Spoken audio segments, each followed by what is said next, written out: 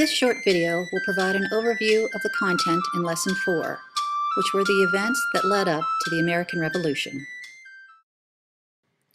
At the end of the 7-Year War, which was the French and Indian War, France was ousted from North America and Spain from Florida.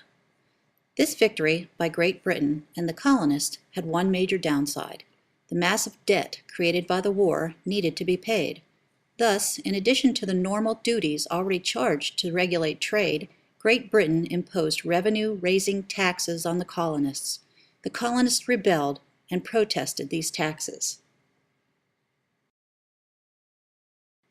In addition to the taxes, Great Britain also forbid the colonists to move further west of the great rivers which flowed to the Atlantic Ocean near the Appalachian Mountains, which deprived the colonists and land barons from the right to acquire property. Years of parliamentarian acts, repeals, and new acts were directed towards the colonists, only to confirm to the resistance that Great Britain was committed to oppress them. In retaliation to the Tea Act, colonists dressed up as Indians and dumped the cargo of tea into the Boston harbor. The pursuit of life, liberty, and happiness, along with the right to economic prosperity and the right to acquire property, all played a role in the decision of the colonists to separate from England. Now, if I were to ask you what was the major reason for the colonists to go to war against England, what would you say? So let's ask some Penn State University students and get their answer. What would you say was the number one cause for the colonists to go to war?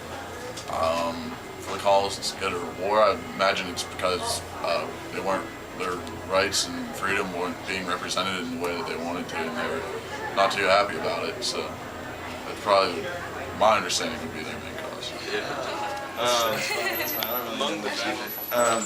What would you say was the number one cause for the colonists to go to war? I don't know. I can't think of anything off the top of my head. That's fine. What would you say is the number one cause for going to war?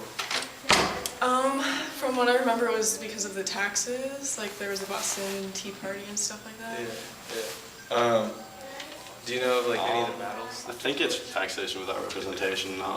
Just the colonists didn't have any representation in the English government, and they're being taxed for goods. Yeah.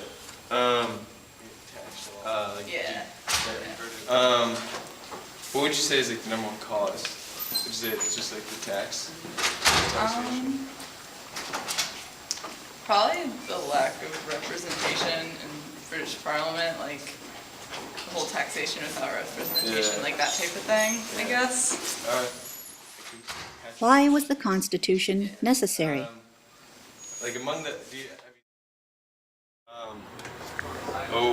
Why was the Constitution necessary?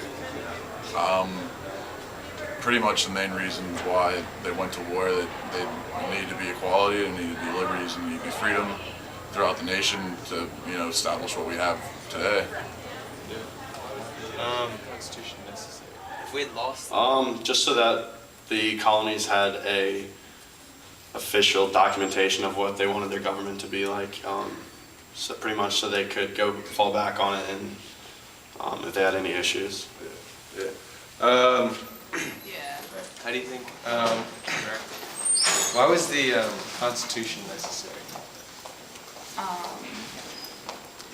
I guess it's just a basis of our government. It's kind of like the government plan. It outlines the 3 branches of government and how to make laws and stuff like that. Basically how the government functions. Yeah. How do you think America would be different if we had lost?